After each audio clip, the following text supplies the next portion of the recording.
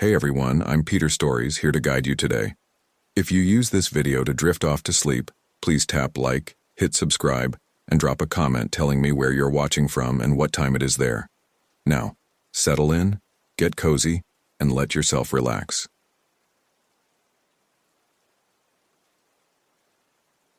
My name is Patricia Johnson, and I am 38 years old.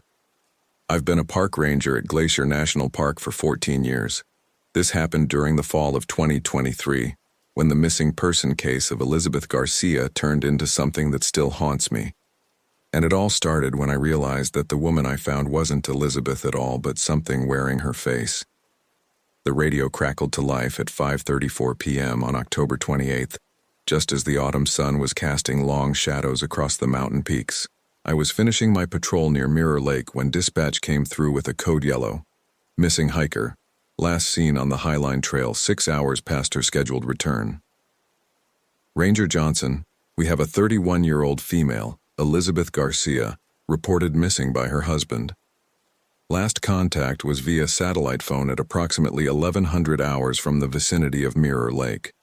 She was due back at Logan Pass Visitor Center by 1400 hours. Husband is extremely concerned as she's never missed a check-in. I keyed my radio, feeling the familiar knot of worry form in my stomach. October in Glacier was unforgiving. Temperatures could drop below freezing without warning, and sudden snowstorms could trap hikers for days. Copy that, dispatch. ETA to Mirror Lake Trailhead 12 minutes. Any medical conditions or equipment status? Negative on medical conditions. Subject is an experienced mountaineer with full cold weather gear and emergency supplies. Husband states she's climbed in these conditions many times before. Weather forecast shows possible snow flurries starting around 2000 hours. As I drove toward the trailhead, something about this call felt different.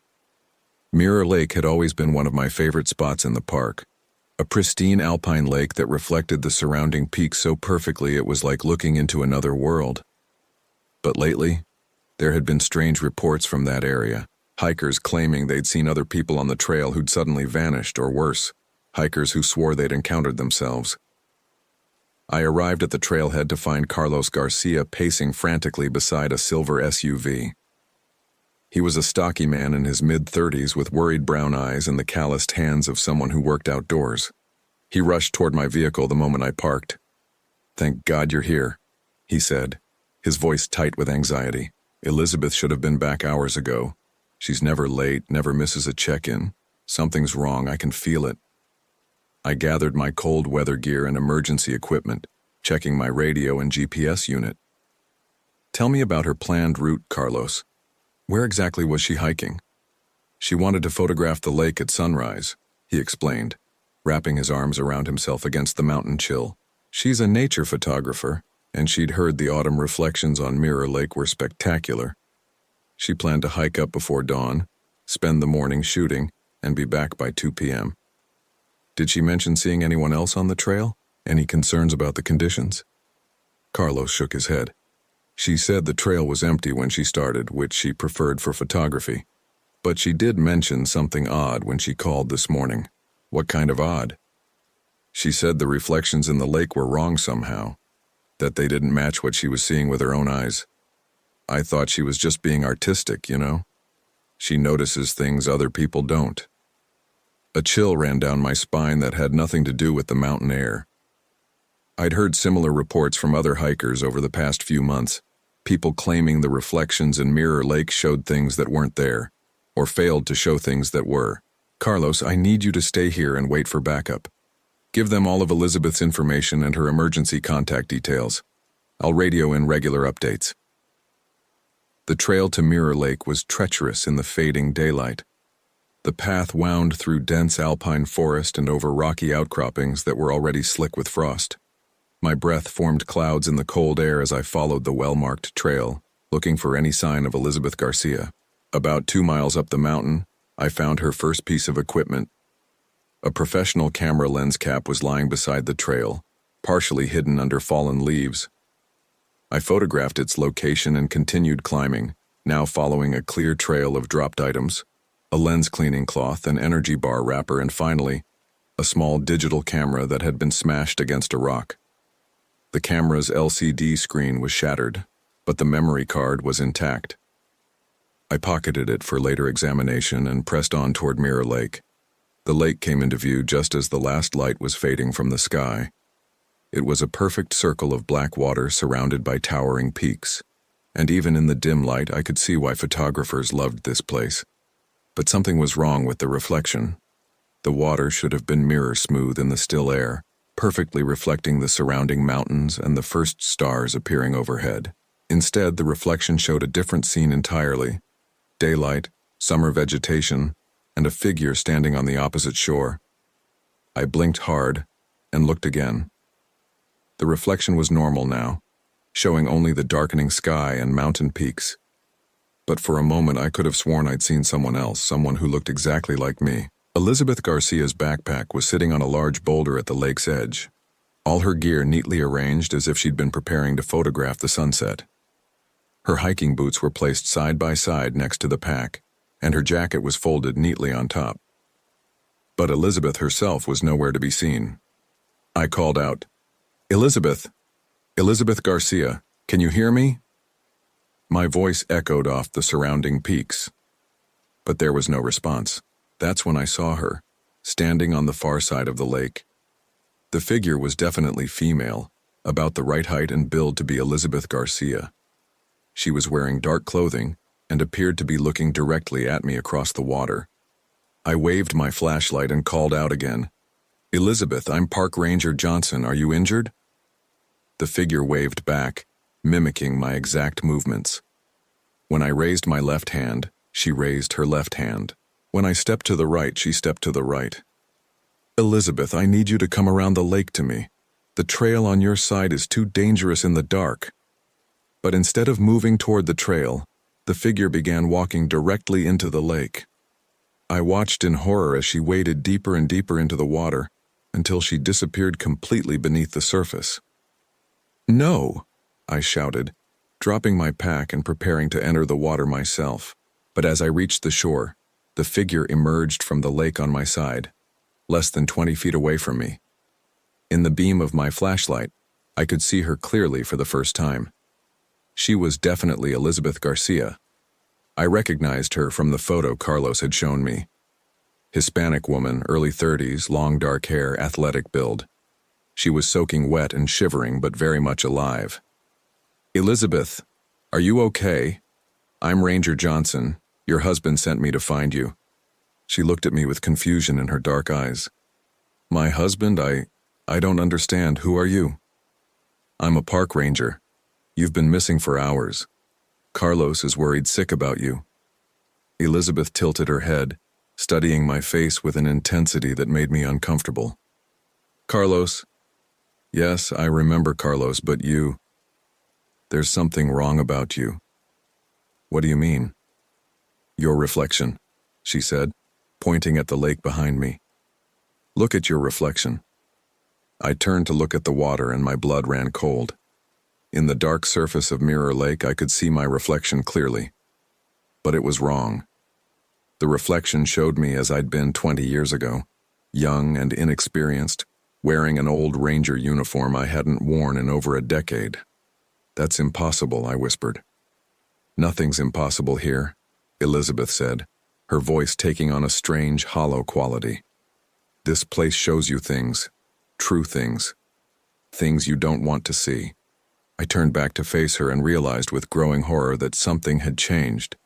Elizabeth Garcia was still standing there, still soaking wet, still shivering. But now, there were two of her. The second Elizabeth was standing slightly behind and to the left of the first, wearing completely dry clothes and holding a camera. She looked exactly the same. Same face, same hair, same build. But her expression was different. Where the wet Elizabeth looked confused and lost, the dry Elizabeth looked angry. "Which one of you is real?" I asked, my hand moving instinctively to my sidearm. Both Elizabeths spoke at the same time, their voices overlapping in perfect unison. "I am." "That's not possible. There can't be two of you." The wet Elizabeth stepped closer, her eyes pleading. "Help me. I've been trapped here for hours.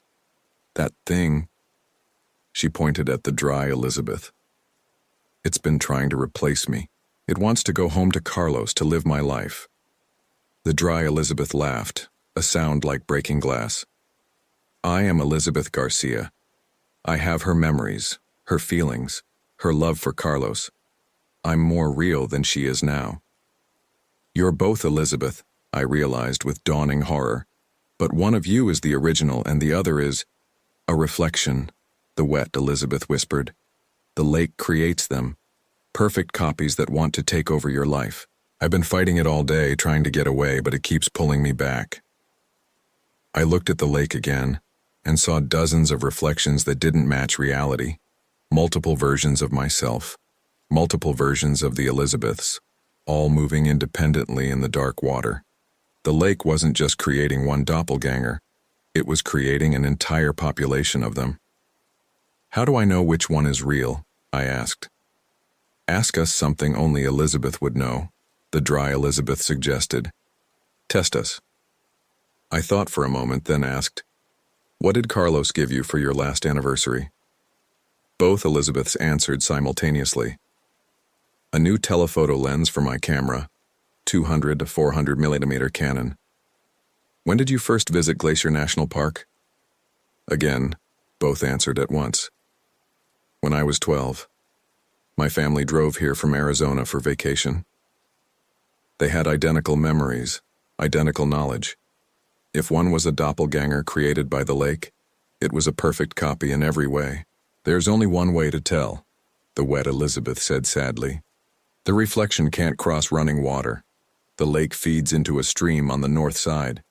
If we both try to cross it, the fake one will be destroyed, the dry Elizabeth finished. Fine. Let's settle this. We walked around the lake to where a small stream flowed out toward the valley below. The water was shallow but swift, probably only ankle deep. Both Elizabeths stood at the edge, looking at each other with hatred. After you, the dry Elizabeth said with a malicious smile. The wet Elizabeth stepped into the stream first. The moment her feet touched the running water, she began to dissolve like sugar in rain. Her form became translucent, then transparent, then vanished entirely. No! I shouted, reaching for her, but there was nothing left to grab. The dry Elizabeth stood on the bank, completely unaffected by the proximity to running water. I told you I was real, she said, but something in her voice was wrong. Too cold, too calculating. That's when I realized my mistake. The wet Elizabeth had been telling the truth about one thing. The reflections couldn't cross running water. But she'd lied about which one was the reflection. The wet Elizabeth had been the doppelganger, created by the lake to confuse me. She'd tried to trick me into believing the real Elizabeth was fake, hoping I would help destroy her original so the copy could take over her life permanently. But I had helped destroy the wrong one. You're not Elizabeth Garcia, I said, raising my weapon. You're the reflection. The real Elizabeth dissolved when she touched the water. The dry Elizabeth smiled and her face began to change. Her features shifted and flowed like water, cycling through different appearances before settling back into Elizabeth's face. Very good, Ranger. But you're too late. I have all of her memories now, all of her personality, all of her love for Carlos. I am Elizabeth Garcia in every way that matters. Except you're not human. Neither are you anymore. I looked down at my hands and saw that they were becoming translucent. The reflection of my younger self was bleeding through from the lake, overwriting my current appearance. What's happening to me? The lake doesn't just create copies, the false Elizabeth explained. It replaces originals. Everyone who spends too long here becomes a reflection, while their reflection takes their place in the real world. You've been here too long, Ranger. You're becoming like me. I could feel my memories starting to fade, replaced by older versions of myself. I was losing my grip on who I was, on my 18 years of experience as a ranger, on everything that made me Patricia Johnson. Fight it, I told myself. Remember who you are. But it was too late. The reflection was stronger, more vibrant, more real than I was. I could feel myself becoming a ghost, a pale copy of who I used to be. The false Elizabeth walked past me, heading back toward the trailhead. "I'll take good care of Carlos," she said. "He'll never know the difference." I tried to follow her but found I couldn't leave the immediate area of the lake. I was bound to this place now, just another reflection trapped in the water. Over the next few hours, I watched as search and rescue teams arrived. They found Elizabeth Garcia wandering near the lake, claiming she'd fallen and hit her head but was otherwise unharmed. They accepted her story without question. Why wouldn't they? She looked exactly like Elizabeth, had all her memories, even had her husband's complete trust. The false Elizabeth gave a statement about getting lost and disoriented, but claimed she couldn't remember exactly what had happened. The searchers found her abandoned equipment and assumed she'd simply had an accident and recovered on her own. Carlos was overjoyed to have his wife back safe. I watched through the lake's surface as he embraced her, kissed her, thanked God she was alive. He couldn't see the subtle wrongness in her eyes, the slight coldness in her smile. No one came looking for me. My patrol vehicle was found abandoned at the trailhead, and after a brief search I was listed as missing, presumed to have fallen into a crevasse or been attacked by wildlife. Without a body, there was no way to prove what had really happened. I remain at Mirror Lake, trapped in the reflections, watching as more hikers arrive. Some leave safely, never looking too closely at their reflections in the still water, but others linger too long, fascinated by the perfect images the lake creates. And sometimes those images climb out of the water and take their place. The false Elizabeth returned home with Carlos, and as far as I know, they're living happily together. She's an excellent actress, playing the role of devoted wife with perfect accuracy. But I know the truth. The real Elizabeth Garcia died that day, dissolved in the stream that flows from Mirror Lake. I've tried to warn other hikers, appearing in their reflections to show them the danger. But they always assume they're seeing things, that the mountain air is playing tricks on their eyes. They never realize that the reflection looking back at them might be planning to take over their lives. More rangers have been assigned to patrol this area, but they never stay long enough to discover the truth. The lake has learned to be more careful, more subtle in its replacements. It waits for the perfect moment, when someone is alone and vulnerable, before creating its copies. I've seen other trapped souls in the reflections, hikers, climbers, even other park rangers who got too close to the truth. We're all prisoners here, watching helplessly as our doppelgangers live our lives in the real world. But sometimes, late at night, when the lake is perfectly still, I catch glimpses of the outside world through the water's surface. I've seen Carlos and the false Elizabeth together, and I can see the subtle signs that something is wrong. She's too perfect, too agreeable, never argues with him the way the real Elizabeth used to. I think he's starting to suspect. There are moments when I catch him looking at her with confusion, as if he can't quite put his finger on what's different. The false Elizabeth tries to maintain the illusion, but she's not quite human enough to perfect the role indefinitely. Maybe someday he'll figure it out. Maybe he'll come back to Mirror Lake looking for answers. And when he does, I'll be waiting in the reflection, ready to show him the truth about what happened to his real wife.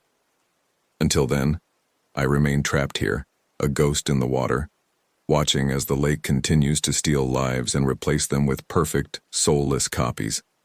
My name is Patricia Johnson, and I was a park ranger at Glacier National Park for 14 years.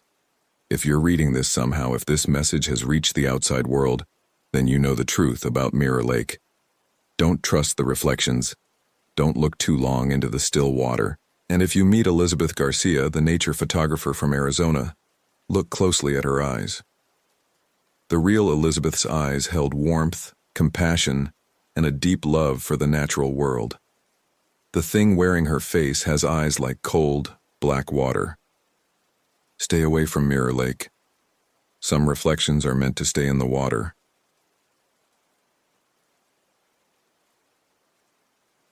My name is William Brown, and I am 42 years old. I've been a park ranger at Glacier National Park for 16 years.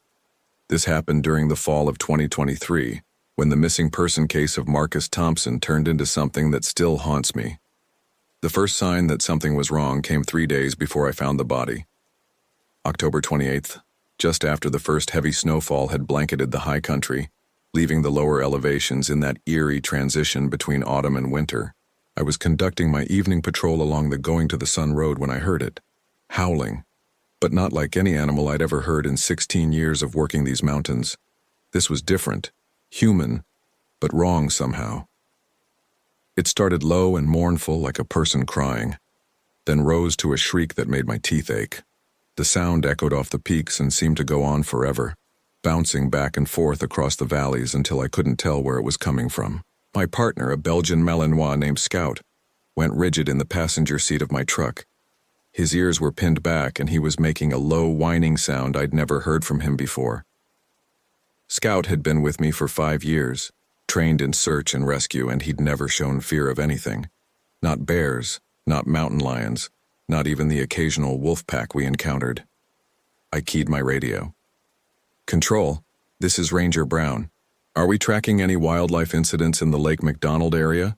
I'm hearing some unusual vocalizations." "Negative, Ranger Brown. No wildlife reports. Could be elk bugling. It's still rutting season." I knew elk calls. This wasn't elk.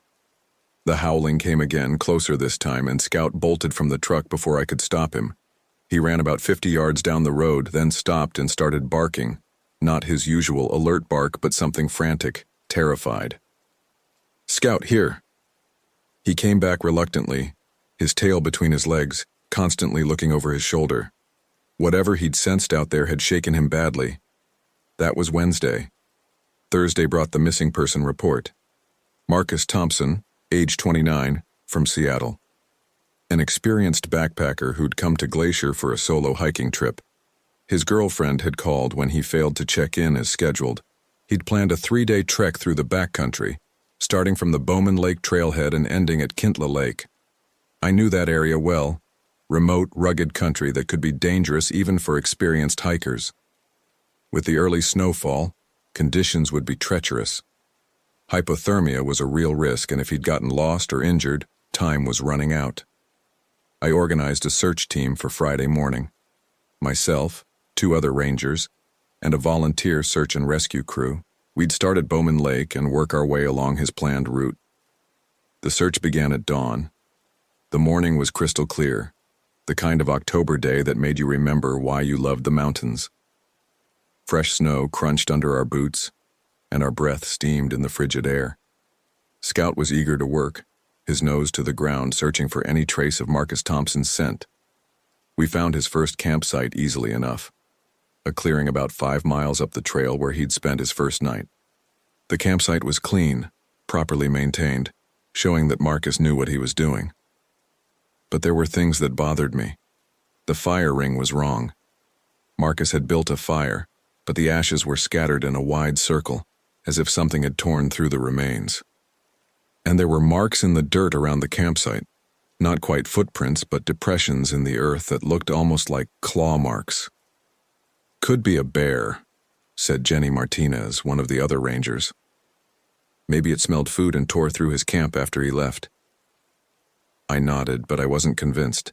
The marks were too regular, too purposeful, and bears didn't usually scatter fire ashes like that.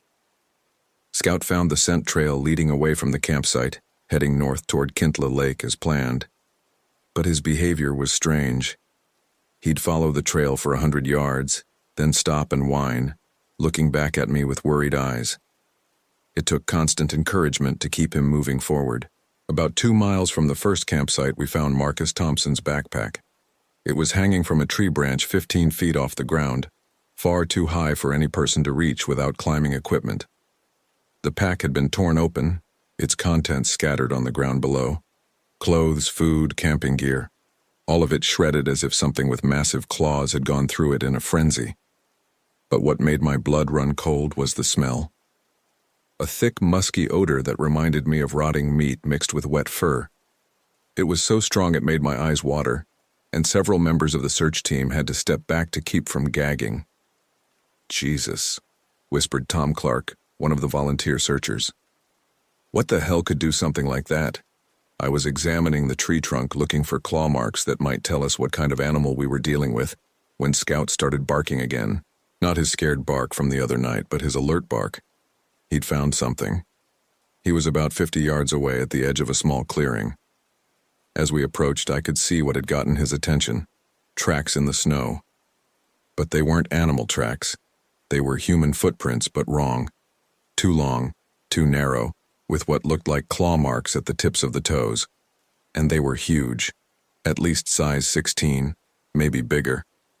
The stride length was enormous, suggesting something much taller than any normal person. Could be snowshoes, Jenny suggested, but her voice lacked conviction. I knelt down to examine the tracks more closely. They were deep, pressing down through the snow into the frozen earth beneath. Whatever had made them was heavy, much heavier than a normal human. And the spacing between the prints suggested something with incredibly long legs, taking strides of 7 or 8 feet. The tracks led away from Marcus's scattered gear, heading deeper into the wilderness. I made the decision to follow them, despite the growing unease in my gut. We tracked the prints for another 2 miles, climbing steadily into the high country. The snow got deeper and the temperature dropped noticeably. Scout stayed close to my heels, no longer ranging ahead as he usually did on searches. That's when we found the second campsite, or what was left of it. Marcus Thompson's tent was shredded, the fabric hanging in strips from the bent and broken poles. His sleeping bag had been torn apart, the stuffing scattered across the clearing like snow. And in the center of the destruction was a fire pit that looked like it had burned far too hot and far too long. The rocks were cracked and blackened, and the ground around it was baked hard as concrete. But it was the smell that hit us first, that same musky, rotting odor we'd encountered at the backpack site, but stronger now. So strong that one of the volunteers immediately turned and vomited into the snow. "Everyone stay back," I ordered, drawing my sidearm. "Something's not right here." I approached the destroyed campsite carefully, Scout whining behind me. In the snow around the tent, I could see more of those impossible footprints, along with what looked like drag marks leading away into the forest. And then I saw the blood. Dark stains in the snow, forming a trail that led from the tent toward the tree line. Not a lot of blood, but enough to suggest that Marcus Thompson had been injured. Or worse. "We need to call this in," I said, reaching for my radio. "This is beyond a simple search and rescue now." But when I tried to contact base, all I got was static. The radio was working. I could hear the squelch when I keyed the mic, but no matter what frequency I tried, I couldn't raise anyone. "Probably the mountains," Jenny said. But she looked worried too. "Radio signals get weird up here." The blood trail led into a dense grove of pine trees, the branches so thick they blocked out most of the light. I made the decision to follow it, but told the rest of the team to stay back and try to get word to base about what we'd found. Scout and I entered the grove alone. The smell was overwhelming in there, like walking into a slaughterhouse. The pine needles beneath our feet were dark and sticky, and I realized they were soaked with blood. Fresh blood, still wet despite the freezing temperature. We followed the trail for maybe 100 yards when Scout suddenly stopped and refused to go any further. He sat down in the snow and whined, his whole body trembling. "What is it, boy?" He looked up at me with eyes full of terror, then back toward the darkness ahead. And that's when I heard it. Breathing, heavy, labored breathing, like something in pain or exhaustion. But there was something wrong with the rhythm of it, something that didn't sound quite human. I drew my gun and moved forward slowly, using my flashlight to cut through the gloom. The breathing got louder and I could hear other sounds now, a wet tearing noise like someone chewing. I rounded a massive pine tree and came face to face with Marcus Thompson, or what had been Marcus Thompson. He was sitting propped against the tree trunk, his back to me. At first glance, he looked almost normal, dirty and disheveled, but alive. But as I got closer, I could see that something was terribly wrong. His clothes were shredded and bloody, hanging off his frame in tatters. His skin was pale, almost gray, stretched tight over bones that seemed too large for his body. And he was eating something, tearing at it with his teeth. making those wet, chewing sounds I'd heard. Marcus Thompson. He turned toward the sound of my voice, and I nearly fired my weapon in pure terror. His face was wrong. The bones had elongated, stretching his features into something barely human. His eyes were yellow, like an animal's, and his mouth was full of teeth that were too sharp, too numerous. Blood covered his chin and neck, and I could see that what he was eating was his own hand, or what remained of it. He smiled at me, and when he spoke, his voice was like winter wind through dead trees. So, hungry. I raised my gun, but before I could fire, Marcus Thompson lunged at me with impossible speed. He moved like no human could move, covering the distance between us in a single bound that carried him 15 feet through the air. I dove to the side, rolling in the snow, and fired 3 shots. At least one hit him center mass, but he didn't even slow down. He crashed into the tree where I'd been standing, his claws, and they were definitely claws now, gouging deep furrows in the bark. I scrambled to my feet and ran, crashing through the pine grove with Marcus Thompson howling behind me. The sound he made was the same inhuman cry I'd heard 3 nights earlier, echoing through the mountains like the voice of something that had never been human. I burst out of the grove and nearly collided with Jenny Martinez, who was running toward me with her weapon drawn. "What happened? We heard gunshots." "Run!" I shouted. "Everyone run! Get back to the vehicles!" Behind me, the howling continued, growing louder and more frenzied. I could hear trees crashing down as if something enormous was tearing through the forest. We ran for our lives down the mountain trail, the search team strung out behind us. Scout was ahead of me, his training forgotten in his panic to escape whatever was pursuing us. The howling followed us for what seemed like miles, sometimes close enough that I expected to feel claws raking across my back. We reached the vehicles just as the sun was setting, painting the sky blood red above the mountain peaks. I didn't stop to catch my breath. I herded everyone into the trucks and we got the hell out of there. It wasn't until we reached the ranger station that I realized my hands were shaking so badly I could barely hold the steering wheel. The incident report I filed was heavily edited. I described finding evidence of an animal attack and discovering that Marcus Thompson had been killed by what appeared to be a large predator, possibly a bear or mountain lion. I mentioned nothing about the impossible footprints, the inhuman sounds, or the thing that had once been Marcus Thompson trying to eat me in that pine grove. The official cause of death was listed as animal attack. The body was never recovered, despite several follow-up searches. The area was quietly closed to hiking pending a wildlife investigation that never seemed to conclude. But I knew the truth. Marcus Thompson was still up there, somewhere in the high country, transformed into something that should not exist, something that was always hungry, always hunting. The Blackfeet people who lived in this area before the park was established had stories about creatures like this. They called them Wendigo, humans who had resorted to cannibalism and been transformed into monsters as punishment. Always hungry, never satisfied, driven by an endless need to consume human flesh. I'd always dismissed those stories as folklore, superstition left over from a more primitive time. But after what I'd seen in that pine grove, I wasn't so sure anymore. 3 weeks after the incident, we had another missing hiker, then another, both in the same general area where we'd found Marcus Thompson's campsite. Both experienced outdoorsmen who should have known better than to get lost. The howling started again too, echoing through the valleys on still nights, always the same inhuman cry. But sometimes I swear I can hear words in it. A voice calling out in hunger and rage, begging for someone to come close enough to feed its endless appetite. I put in for a transfer 6 months later. The nightmares were getting worse, and every time I had to go out on a search and rescue call, I wondered if I'd find another Marcus Thompson, or if Marcus Thompson would find me. My replacement is a young ranger named Sarah Chen, fresh out of training and eager to protect the wilderness. I tried to warn her about the high country, about the sounds she might hear on quiet nights, about the importance of never going into the backcountry alone. She listened politely, but I could see she thought I was just another old-timer spooked by shadows and animal noises. She'll learn. They always do, eventually. Last week I got a call from Sarah. She'd found some unusual tracks in the snow near Bowman Lake. Human footprints, but wrong somehow.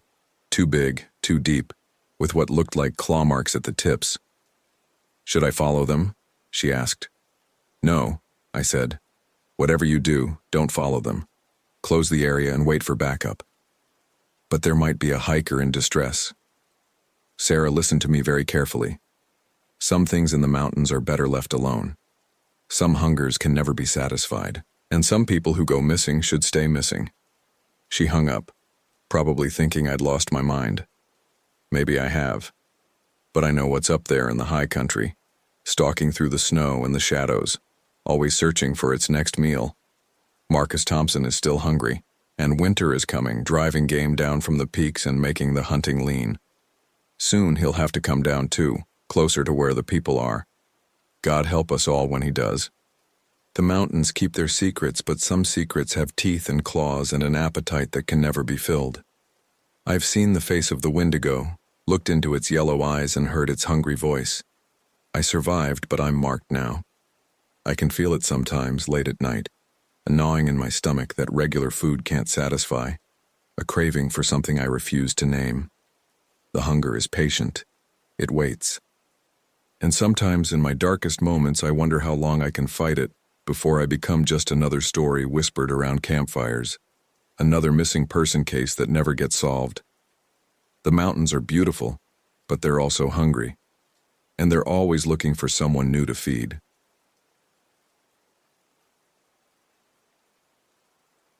My name is Michael Williams, and I am 38 years old. I've been a park ranger at Yellowstone National Park for 12 years. This happened during the fall of 2023, when the missing person case of Daniel Parker turned into something that still haunts me.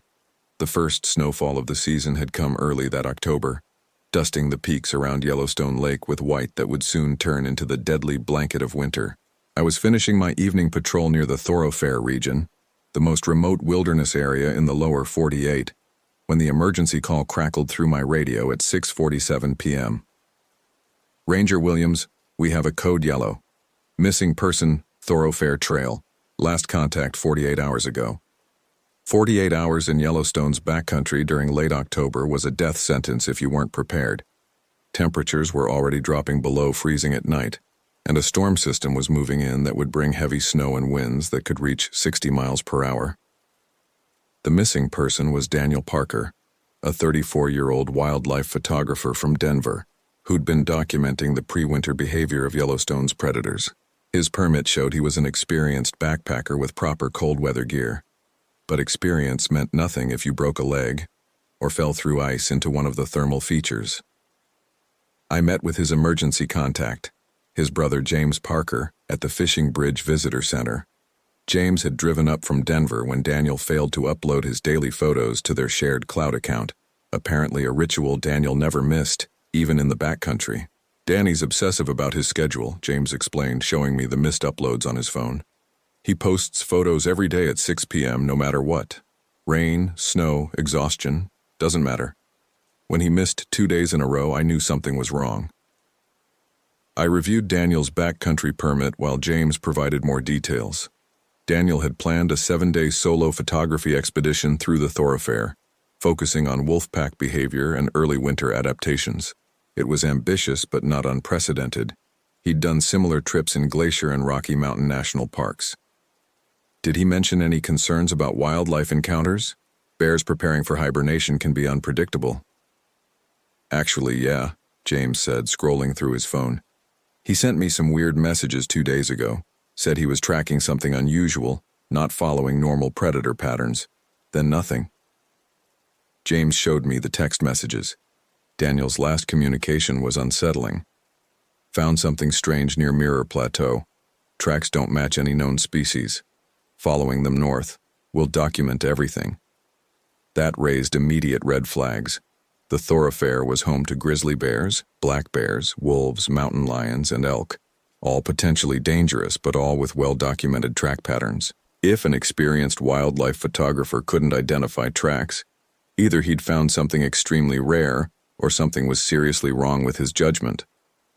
"I'm starting the search immediately," I told James. "Weather's turning bad, but we'll find him."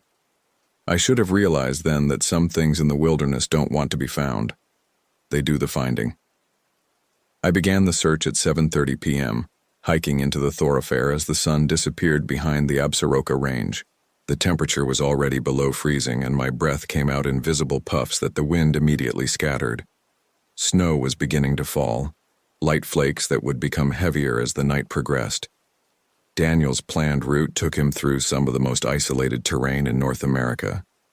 The thoroughfare sits at the intersection of Yellowstone and the Teton Wilderness, 50 miles from the nearest road. It's the kind of place where a person can truly disappear, where rescue becomes nearly impossible once winter sets in.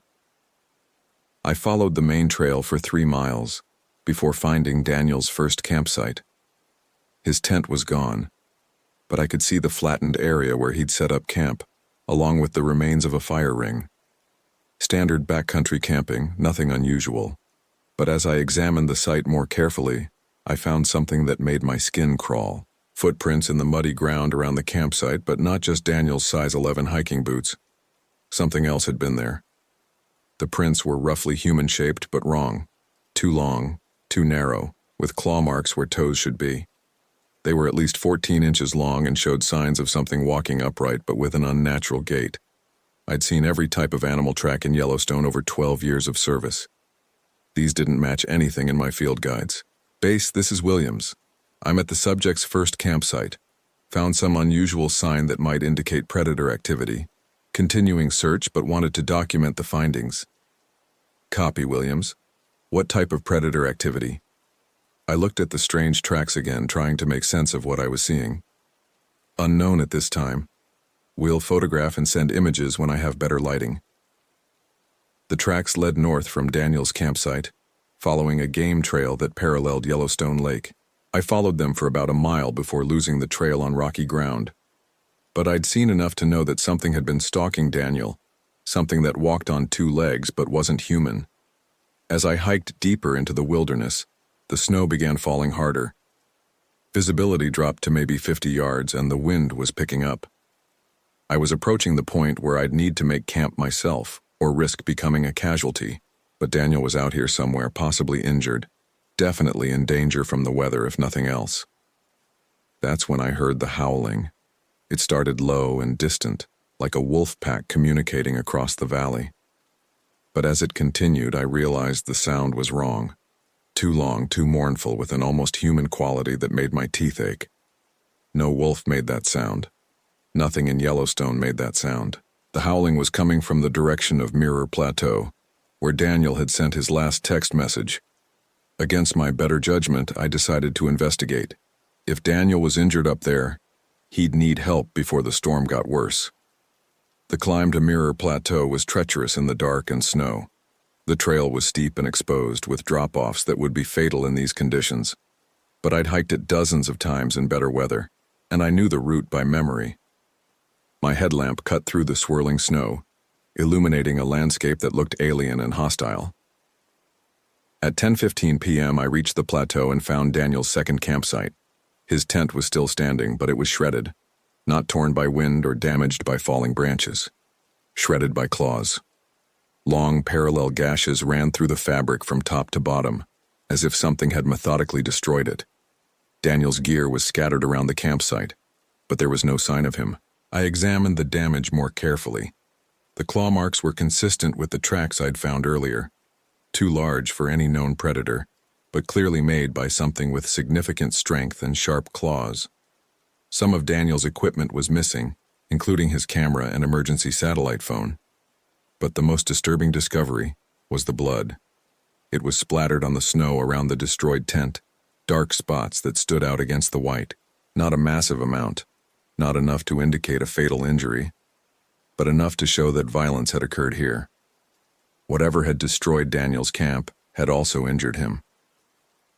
I followed the blood trail away from the campsite, but it disappeared after about 20 yards where the snow was deeper. The storm was intensifying and I was losing the ability to track effectively. I needed shelter, and I needed to call for backup. I set up my emergency bivouac near Daniel's destroyed campsite and tried to reach base on my radio. Nothing but static. The storm was interfering with communications, and I was too far from the nearest repeater to maintain contact. I was on my own until the weather cleared. That's when I heard Daniel calling for help. His voice was faint and distant, coming from somewhere north of the plateau. "Help me, please, somebody help me!" The words were clear enough, but there was something wrong with his voice. It sounded strained, like he was shouting through damaged vocal cords. I grabbed my pack and emergency gear, then headed toward the sound. The snow was now falling so heavily that I could barely see 10 feet ahead, and the wind was creating whiteout conditions. But Daniel was out there, and he needed help. "Daniel!" I shouted back.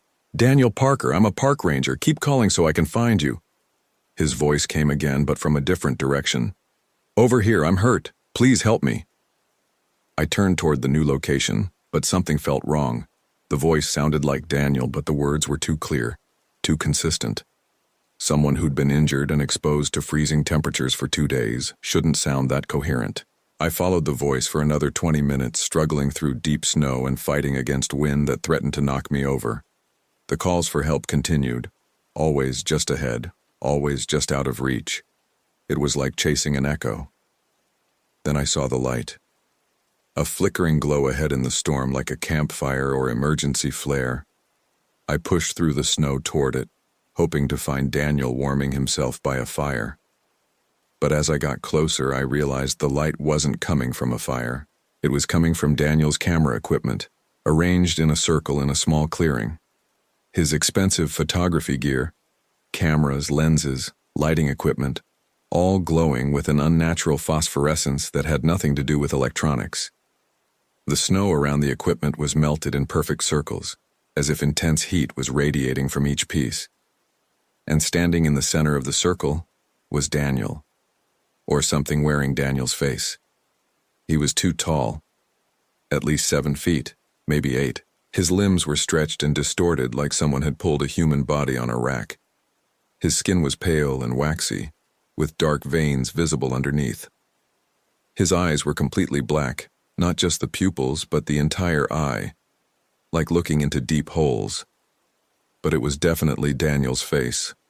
The same features, the same beard, the same scar on his chin from a childhood accident that James had mentioned. Just wrong, stretched and corrupted into something that shouldn't exist. "Thank you for coming," it said, and Daniel's voice came from that twisted mouth. "I've been waiting for you, Michael." I'd never told it my name. Daniel's permit had my name as the contact ranger, but there was no way he could have known that, unless it had access to information that normal humans shouldn't possess. "What are you?" I asked, reaching for my radio even though I knew it wouldn't work. "Hungry," it replied, and its mouth opened too wide, revealing rows of sharp teeth that belonged in a shark's mouth, not a human's. So very hungry. Daniel was insufficient. "But you, Michael, you have strength. You have knowledge of this place. You would sustain me much longer." The thing that wore Daniel's face began walking toward me, moving with an unnatural gait that reminded me of the tracks I'd found. Its feet were bare despite the snow, and they left the same elongated, clawed prints I'd seen at the campsite. Daniel tried to run, it continued conversationally. Tried to hide, tried to fight. But the hunger always wins, Michael. The hunger is older than your species, older than this land. It was here before the first humans crossed the ice, and it will be here long after the last one dies. I backed away, but the creature matched my pace effortlessly. It was toying with me, like a cat playing with a mouse. Behind it, Daniel's camera equipment continued to glow with that unnatural light, and I could see shapes moving in the phosphorescence, faces, human faces, all screaming silently. "How many?" I asked. "Many," it said, tilting Daniel's head at an impossible angle. "Hunters, hikers, photographers, all drawn to the remote places, all thinking they were alone in the wilderness. They fed the hunger, became part of it, and now Daniel is part of it too." The creature lunged at me with inhuman speed, claws extended. I dove to the side, rolling through the snow and coming up with my emergency flare gun. The creature landed where I'd been standing, its claws gouging deep furrows in the frozen ground. "You cannot run forever, Michael," it said, straightening Daniel's distorted body. "This is my territory. I know every trail, every hiding place, every way in and out. You are alone, and the storm will kill you if I don't." I fired the flare directly at its chest.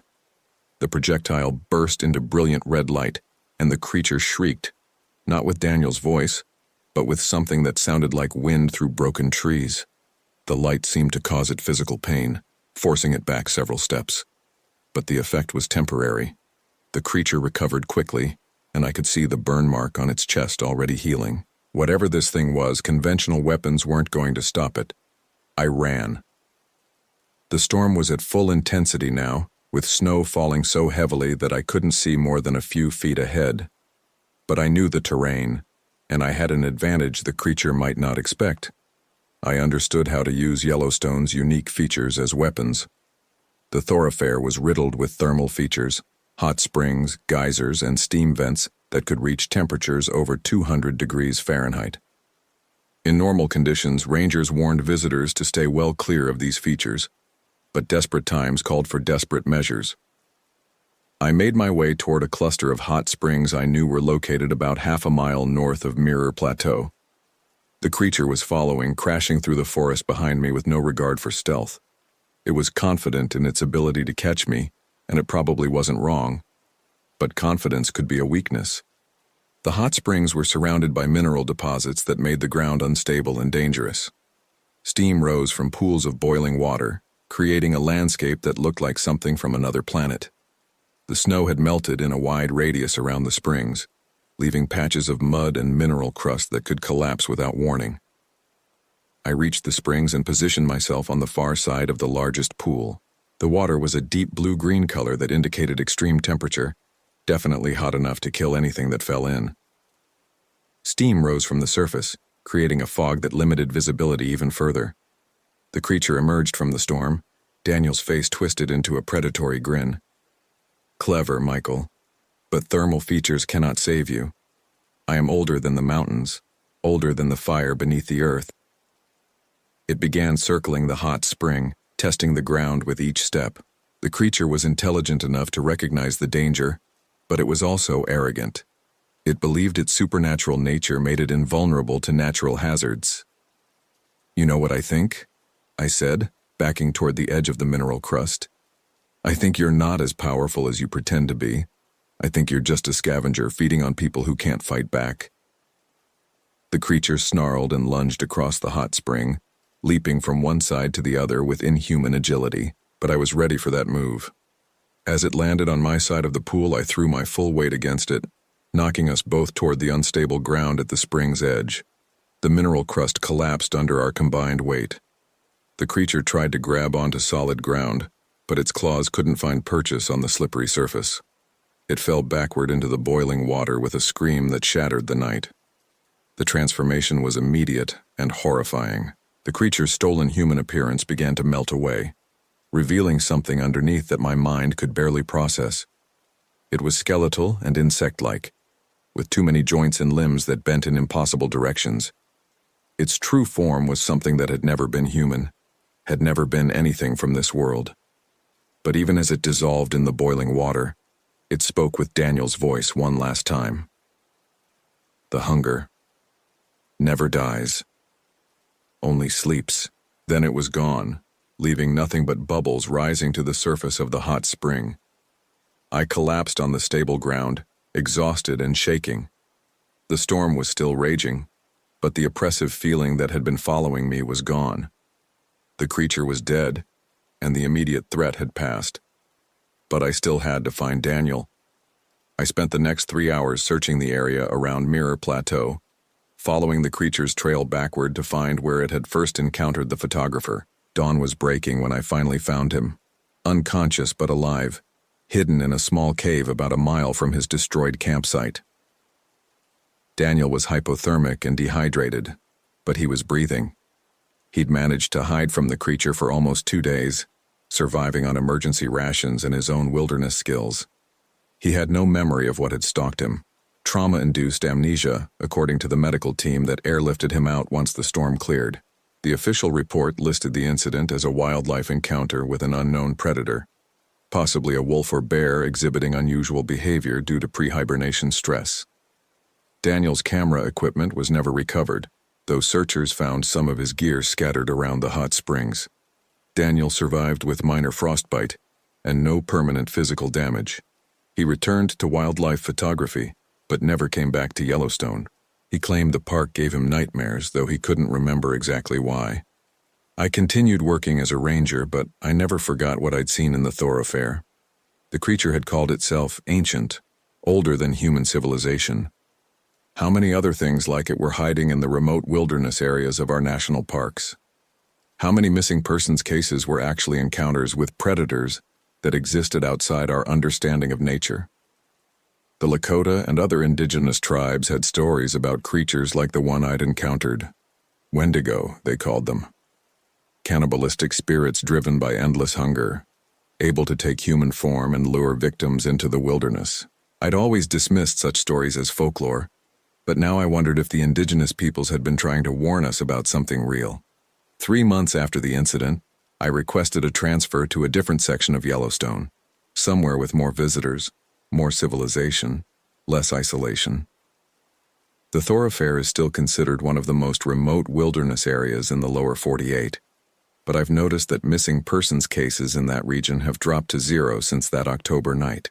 Maybe the creature I killed was the only one of its kind in Yellowstone. Maybe its death sent a message to others like it that this territory was no longer safe for hunting. Or maybe they're just being more careful, waiting for rangers to let their guard down. I still carry extra flares on every patrol, and I've learned everything I can about Yellowstone's thermal features. Because if there are other creatures like the one that wore Daniel's face, I want to be ready for them. The wilderness is vast and full of mysteries. Some of those mysteries are beautiful. Wildlife behaving in unexpected ways, geological formations that seem impossible, natural phenomena that inspire wonder and respect. But some mysteries are darker, older, and hungrier than anything in our field guides. The hunger never dies, the creature had said with Daniel's voice. It only sleeps. I hope it stays asleep, but if it doesn't, I'll be watching for the signs. Unusual tracks, missing persons in remote areas, and the kind of howling that doesn't belong to any natural predator. Because in 12 years of service, I've learned that Yellowstone keeps its secrets well. And some of those secrets have teeth.